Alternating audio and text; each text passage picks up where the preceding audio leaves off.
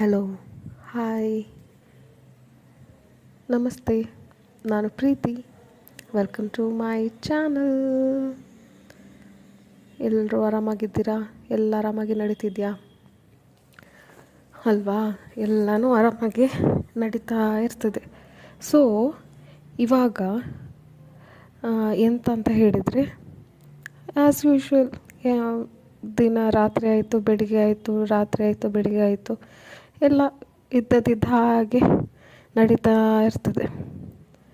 So ಒಂದಿನ ಏನು ಮಾಡ್ತೀರಾ, ಹೀಗೆ ಯಾವಾಗಲೂ ಮಾಡ್ತಾ ಇರ್ತೀರಲ್ಲ ಅದೇ ಥರ ಫೋನ್ ಎತ್ತಿ ಸ್ಕ್ರಾಲ್ ಮಾಡಲಿಕ್ಕೆ ಸ್ಟಾರ್ಟ್ ಮಾಡ್ತೀರ. ಅದು ಎಲ್ಲ ಬೋರ್ ಆಯಿತು.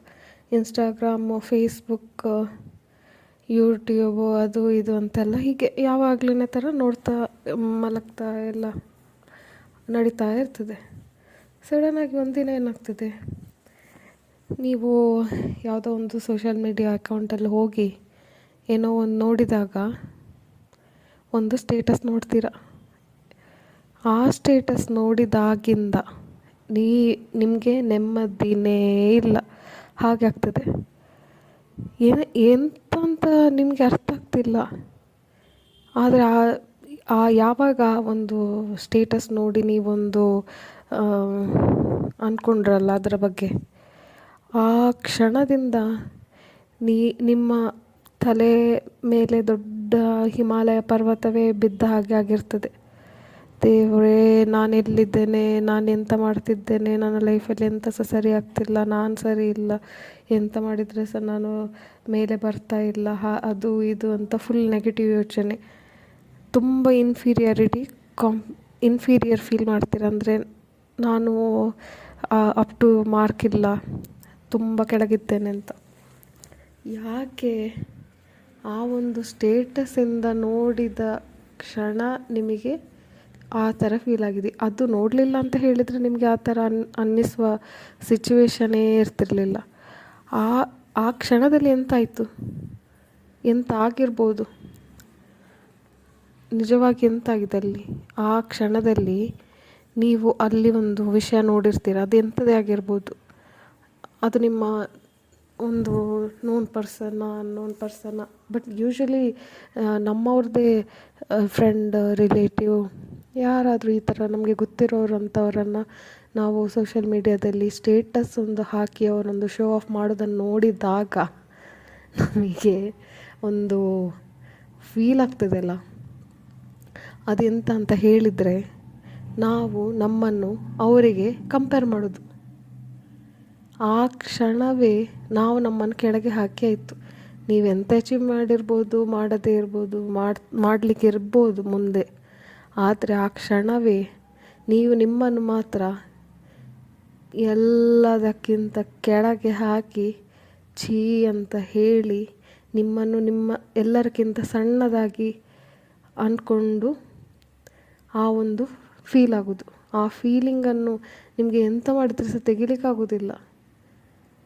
ನಾನೆಂತ ಮಾಡಲಿಲ್ಲ ಹಾಗೆ ಅಂತ ನಿಮಗೆ ಹಾಗೆ ಫೋಟೋ ಹಾಕಿ ಇದು ಮಾಡಲಿಕ್ಕೆ ಸಹ ಆ ಪರಿಸ್ಥಿತಿ ಆಗೋದಿಲ್ಲ. ಎಂತ ಶೋ ಆಫ್ ಮಾಡಲಿ, ಸೋಷಿಯಲ್ ಮೀಡಿಯಾದಲ್ಲಿ ಸ್ಟೇಟಸ್ ಹಾಕಿ ಒಂದು, ಈಗ ನೀವೆಂತ ನೋಡಿದರೆ ಅದೇ ಥರ ಅದಕ್ಕೊಂದು ಎಂತ ಕೌಂಟರ್ ಅಟ್ಯಾಕ್ ಮಾಡಿ ಒಂದು ಸ್ಟೇಟಸ್ ಹಾಕುವ ಅಂತ ಹೇಳಿದರೆ ಅದು ಮಾಡೋ ಹಾಗೆ ಆಗೋದಿಲ್ಲ, ನಿಮಗೆ ಮಾಡಲಿಕ್ಕೆ ಆಗೋದಿಲ್ಲ. ನೀವಂಥವರಲ್ಲ, ಒಂದು ನಿಮಗೆ ಅದು ಅಗತ್ಯ ಕೂಡ ಇಲ್ಲ. ಆದರೆ ಯಾರೋ ಎಲ್ಲೋ ಏನೋ ಮಾಡಿ ಅವ್ರ ಹತ್ರ ಇರ್ತದೋ ಇಲ್ಲೋ, ಬರೀ ಒಂದು ಸ್ಟೇಟಸಲ್ಲಿ ಸುಮ್ಮನೆ ಒಂದು ಶೋ ಆಫ್ ಮಾಡಿರ್ತಾರೆ.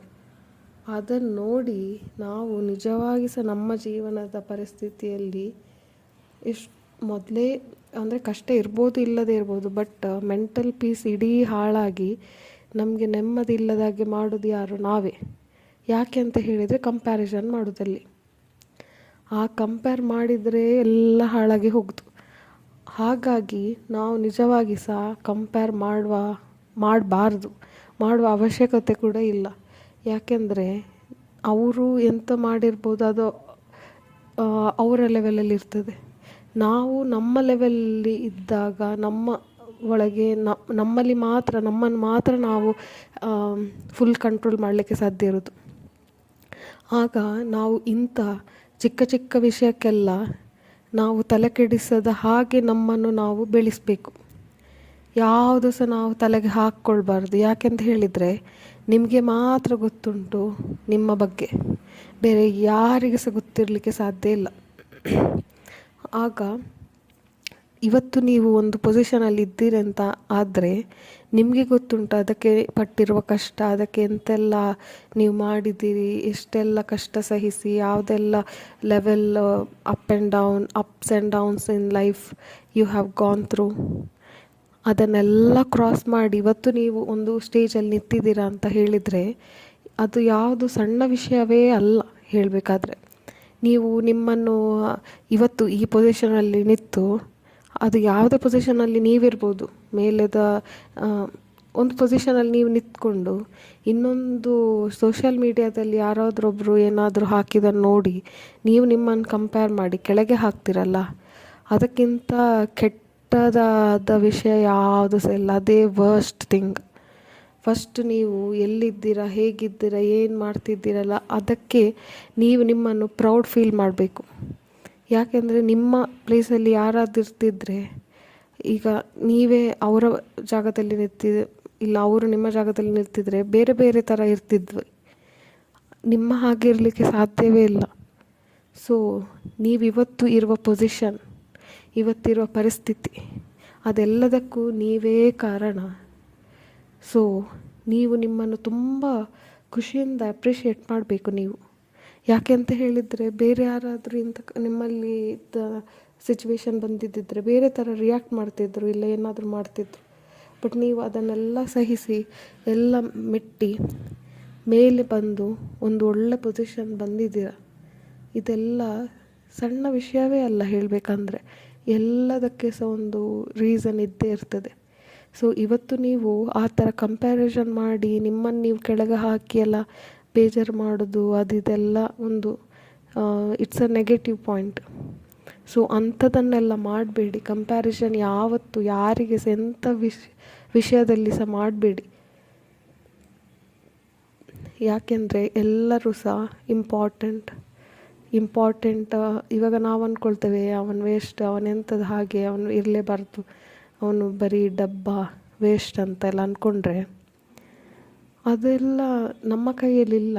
ಯಾಕೆಂದರೆ ದೇವರಿಗೆ ಯಾರನ್ನು ಎಲ್ಲಿ ಯಾವಾಗ ಹೇಗೆ ಇಡಬೇಕು, ಬೆಳೆಸಬೇಕು, ಎಲ್ಲೆಲ್ಲಿ ಲೆವೆಲಿಗೆ ತರಿಸಬೇಕು, ಎಂಥ ಕಷ್ಟ ಸುಖ ಎಲ್ಲದನ್ನು ಹೇಗೆ ಇಡಬೇಕು ಅಂತ ಅವನು ಪ್ಲ್ಯಾನ್ ಮಾಡ್ತಾನೆ. ನೀವು ಪ್ಲ್ಯಾನ್ ಮಾಡೋದು ಅದಕ್ಕೆ ಅಗತ್ಯ ಇಲ್ಲ. ಅದಕ್ಕೆಲ್ಲ ನೀವು ಪ್ಲ್ಯಾನ್ ಮಾಡಬೇಕಂತ ಏನಿಲ್ಲ. ಸೊ ದೇವರು ನಿಮಗೆ ಅಂತ ಒಂದು ಲೈಫ್ ಕೊಟ್ಟಿದ್ದನ್ನು 100% ಯೂಸ್ ಮಾಡಿ ಖುಷಿಯಾಗಿದ್ದು ಎಲ್ಲ ಸಿಚುವೇಶನನ್ನು ಗ್ರೇಸ್ಫುಲ್ಲಾಗಿ ಕೈಂಡಾಗಿ ಹ್ಯಾಂಡಲ್ ಮಾಡೋದು ಮಾತ್ರ ನಿಮ್ಮ ಕೈಯಲ್ಲಿರೋದು. ಈಗ ಲೈಫಲ್ಲಿ ಎಂಥ ಸಹ ಇರ್ಬೋದು, ಎಂಥ ಪರಿಸ್ಥಿತಿ ಇರ್ಬೋದು, ಹೇಗೆ ಸಹ ಅಪ್ ಆ್ಯಂಡ್ ಡೌನ್ ಬರ್ಬೋದು. ಖುಷಿಯಾದಾಗ ಹಿಗ್ಗಿ ಹಾರಾಡಬೇಡಿ, ಬೇಜಾರಾದಾಗ ಕಷ್ಟ ಬಂದಾಗ ತುಂಬ ಬೇಜಾರಾಗಿ ಕೆಳಗಡೆ ಕುಗ್ಬೇಡಿ. ಎಲ್ಲದನ್ನು ಸಮತೋಲನವಾಗಿ ಮಾಡಿ ಬ್ಯಾಲೆನ್ಸ್ ಮಾಡಿ ನೀವೊಂದು ರಿಯಾಕ್ಷನನ್ನು ಗುಡ್ ವೇ ಆಗಿ ಮಾಡಿ. ತಾಳ್ಮೆ ಸಹನೆಯಿಂದ ತುಂಬ ಇದ್ದರೆ ಯಾವ ಸಿಚುವೇಶನ್ ಸಹ ತಾಳ್ಮೆಯಿಂದ ನೋಡಿದರೆ ಅದು ಎಂಥ ನಿಮಗೆ ಅದರಲ್ಲಿ ದೊಡ್ಡ ವಿಷಯವೇ ಅನಿಸೋದಿಲ್ಲ. ಕಷ್ಟವೇ ಆಗಲಿ, ಎಂಥ ದೊಡ್ಡ ಬಿರುಗಾಳಿ, ಭೂಕಂಪ, ಮಳೆ, ಎಂಥದ್ದು ಹೆವಿದು ಆದರೂ ಕೂಡ ಯು ವೋಂಟ್ ಫೀಲ್ ದ್ಯಾಟ್ ಬ್ಯಾಡ್. ನಿಮಗೆ ತಾಳ್ಮೆ ಸಹನೆಯಿಂದ ಆ ಸಿಚುವೇಶನ್ ಪರಿಸ್ಥಿತಿಯನ್ನು ನೋಡಿದಾಗ ನಿಮಗೆ ಸೊಲ್ಯೂಷನ್ ಬರ್ತದೆ. ಚಿಕ್ಕ ಚಿಕ್ಕ ಹೆಜ್ಜೆ ಇಡ್ತಾ ಹೋಗಿ, ಆಗ ನೀವು ನೆಕ್ಸ್ಟ್ ಲೆವೆಲ್ ತಲುಪಿರ್ತೀರ. ಸೊ ಹಾಗಾಗಿ ನಾನೇನು ಹೇಳೋದು ಅಂತ ಹೇಳಿದರೆ, ಹಾಗೆ ನಿಮ್ಮನ್ನು ನೀವು ಕಂಪೇರ್ ಯಾರ್ಯಾರಿಗೆಲ್ಲ ಮಾಡಿಕೊಂಡು ಕೆಳಗೆ ಹಾಕಬೇಡಿ. ಎಲ್ಲದಕ್ಕಂತ ಒಂದು ಟೈಮ್ ಬರ್ತದೆ. ಈಗ ಯಾವ ಪ್ಲೇಸಲ್ಲಿ ಇದ್ದೀರಾ ಅದೇ ಥರ ಇನ್ನೂ ಸಹ ಮುಂದಕ್ಕೆ ಹೋಗ್ತಾ ಇರಿ. ಸೊ ಸಮ್ಡೇ ಅವರಿಗೆ ಅಲ್ಲಿಂದ ಅಂದ್ಕೊಳ್ಬೋದು, ಅವನ ಥರ ಆಗಬೇಕಿತ್ತು ನನಗೆ, ಅವಳ ಥರ ಇರಬೇಕಿತ್ತು ನನಗೆ, ನಾನು ಯಾಕೆ ಹೀಗಿದ್ದೇನೆ ಅಂತ. So you can be role model for someone. You are role model for someone, you never know. ಆಗ ನೀವು ಬೇರೆಯವರನ್ನು ನೋಡಿ ನಿಮ್ಮನ್ನು ಕೆಳಗೆ ಹಾಕೋ ಬದಲು ನಿಮ್ಮನ್ನು ನೋಡಿ ಬೇರೆ ಯಾರಾದರೂ ಅವನೇ ನನಗೆ ಇನ್ಸ್ಪೈರ್, ಅವನ ಥರ ಆಗಬೇಕು ನನಗೆ ಆದರೆ ಅಂತ ಹೇಳುವ ಹಾಗೆ ಆಗ್ಬೋದಲ್ಲ. ನೀವು ಆ ಥರ ಯೋಚನೆ ಮಾಡಿ ನಿಮ್ಮನ್ನು ಲೆವೆಲಪ್ ಮಾಡಿ. ಸೊ ಸೊ ಬಿ ಪಾಸಿಟಿವ್ ಅಂತ ಹೇಳ್ತಾ ಎಲ್ಲ ಒಳ್ಳೆಯದಾಗಲಿ. Okay, let's meet next time. Bye.